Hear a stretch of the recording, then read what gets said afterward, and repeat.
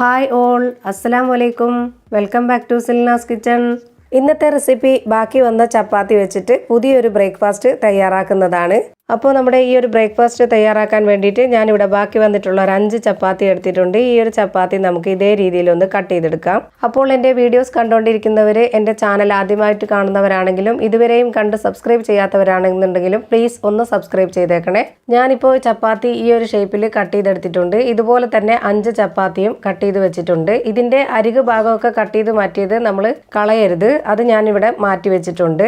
ഇനി ഇത് നമുക്ക് ആവശ്യമുണ്ട്. ഇതിനെ നമുക്കൊന്ന് ചെറുതായിട്ട് കട്ട് ചെയ്തെടുക്കാം. ഇതുപോലെ ചെറിയ ചെറിയ പീസുകളാക്കിയിട്ടാണ് ഇത് കട്ട് ചെയ്തെടുത്തിട്ടുള്ളത്.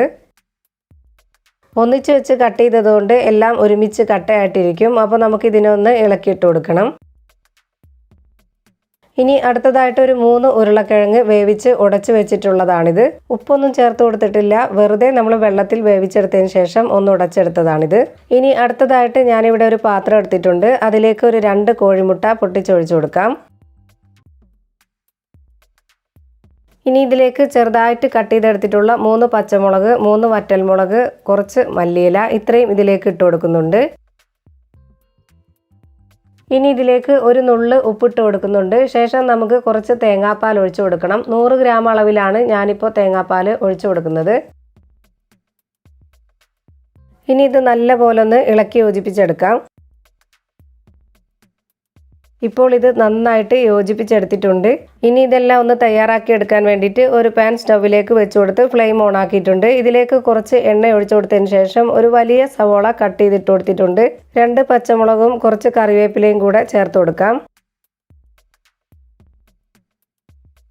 ഇനി ഇതിലേക്ക് 2 അല്ലി വെളുത്തുള്ളിയും ഒരു ചെറിയ കഷ്ണം ഇഞ്ചിയും ചതച്ചത് ഇട്ട് കൊടുക്കുന്നുണ്ട്. ഇനി ഇത് ഇളക്കി കൊടുക്കാം. ഇളക്കി കൊടുത്തതിന് ശേഷം ഇത് അടച്ചു വെച്ച് വേവിക്കൊന്നും വേണ്ട. സവോള വലുതായിട്ട് വാടിക്കുഴഞ്ഞ് കിട്ടണ്ട. ഒരു 1-2 സെക്കൻഡ് ഒന്ന് വേവിച്ചെടുത്താൽ മതി. ഇത്രയും ഒന്ന് വാടിക്കിട്ടിയാൽ മതി. ഇനി നമുക്കിതിലേക്ക് പൊടികളൊക്കെ ഒന്ന് ഇട്ട് കൊടുക്കാം. ആദ്യമേ ഒരു നുള്ള് മഞ്ഞൾപ്പൊടിയും കുരുമുളക് പൊടിയും ഗരം മസാലപ്പൊടിയും ചേർത്ത് കൊടുക്കാം. ഈ ഒരു 1/4 സ്പൂൺ അളവിൽ കുറച്ചുകൂടെ ഒന്ന് മുന്തി നിൽക്കുന്ന രീതിയിൽ കുരുമുളക് പൊടി ചേർത്ത് കൊടുത്തിട്ടുണ്ട്. എരിവൊക്കെ ഓരോരുത്തരുടെ ഇഷ്ടാനുസരണം ചേർത്ത് കൊടുക്കാം. ഇനി ഇതിലേക്ക് 1 സ്പൂൺ മുളക് പൊടിയാണ് ചേർത്ത് കൊടുക്കുന്നത്.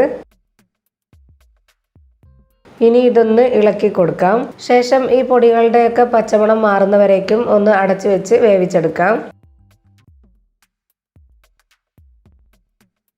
1 മിനിറ്റ് ഒന്ന് വേവിച്ചെടുത്താൽ മതി, വലുതായിട്ട് കുഴഞ്ഞു കിട്ടേണ്ട. ഇപ്പോൾ നമ്മുടെ പൊടികളുടെയൊക്കെ പച്ചമണം ഒന്ന് മാറി കിട്ടിയിട്ടുണ്ട്. ഇനി നമുക്ക് ഇതിലേക്ക് നേരത്തെ വേവിച്ചുടച്ച് മാറ്റി വെച്ചിട്ടുള്ള കിഴങ്ങ് ഇട്ട് കൊടുക്കാം.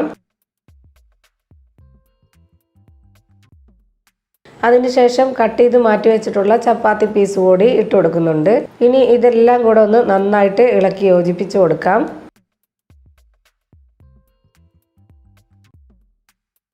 ഇതുവരെയും ഇതിലേക്ക് ഉപ്പ് ചേർത്ത് കൊടുത്തിട്ടുണ്ടായിരുന്നില്ല. ഇനി നമുക്കിതിലേക്ക് ആവശ്യത്തിന് ഉപ്പ് ചേർത്ത് കൊടുക്കാം.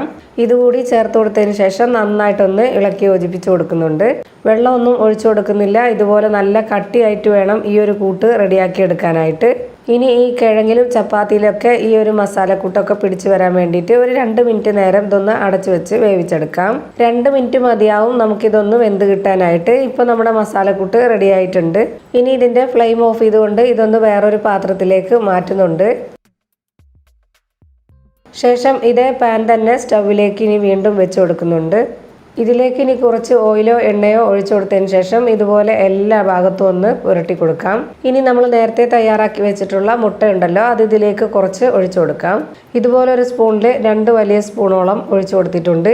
ഇനി ഇതിന് മുകളിലേക്കായിട്ട് നമ്മൾ നേരത്തെ കട്ട് ചെയ്ത് വെച്ചിട്ടുള്ള ഒരു പീസ് ചപ്പാത്തി വെച്ച് കൊടുക്കാം. ഇനി ഇതിന് മുകളിലേക്കായിട്ട് നേരത്തെ തയ്യാറാക്കി വെച്ചിട്ടുള്ള കിഴങ്ങിൻ്റെ കൂട്ടൊന്ന് വെച്ച് കൊടുക്കാം. ഈ ചപ്പാത്തിക്കൊപ്പം ഇതൊന്ന് നന്നായിട്ട് പരത്തി വെച്ച് കൊടുക്കാം.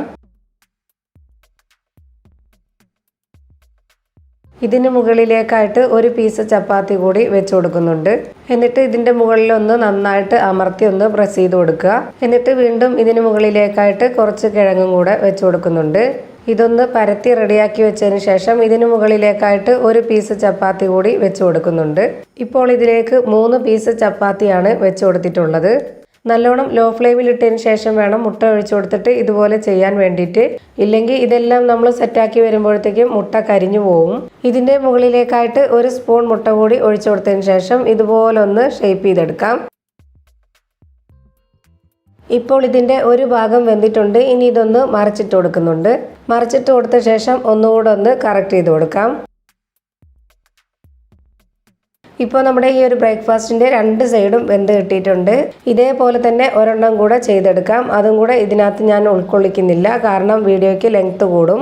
ഇപ്പോൾ അതാ നമ്മൾ ബാക്കി വന്നിട്ടുള്ള ചപ്പാത്തി കൊണ്ടുള്ള പുതിയൊരു ബ്രേക്ക്ഫാസ്റ്റ് റെഡി ആയിട്ടുണ്ട്. നല്ല ടേസ്റ്റി ആയിട്ടുള്ള നല്ലൊരു ബ്രേക്ക്ഫാസ്റ്റിൻ്റെ റെസിപ്പിയാണിത്. തീർച്ചയായിട്ടും എല്ലാവരും ഒന്ന് ട്രൈ ചെയ്ത് നോക്കുക. ഇതിനകത്ത് എങ്ങനെയുണ്ടെന്നുള്ളത് ഞാനിപ്പോൾ കട്ട് ചെയ്ത് കാണിച്ചു തരാം. അപ്പോൾ നമ്മുടെ വീട്ടിൽ ബാക്കി വന്ന ചപ്പാത്തി കൊണ്ട് ഇതുപോലെ ഇനിയൊന്ന് ട്രൈ ചെയ്ത് നോക്കുക. വളരെ പെട്ടെന്ന് തന്നെ തയ്യാറാക്കാൻ പറ്റും നമുക്ക്. ഇത് കഴിക്കാനായിട്ട് നല്ല സോഫ്റ്റും സ്മൂത്തും ആയിട്ടുള്ള ഒരു പലഹാരമാണിത്. ഇതുപോലെ ചെയ്തെടുക്കുമ്പോൾ ഒരാൾക്ക് ഒരെണ്ണം മതിയാവും വയറ് നിറയാനായിട്ട്. അപ്പോൾ ഇത്രയേ ഉള്ളൂ എൻ്റെ ഇന്നത്തെ വീഡിയോ ഇഷ്ടമായാൽ ലൈക്ക് ചെയ്യാനും കമൻറ്റ് ചെയ്യാനും ഷെയർ ചെയ്യാനും മറക്കരുത്. പുതിയൊരു വീഡിയോയുമായി വീണ്ടും വരും. Thank you for watching.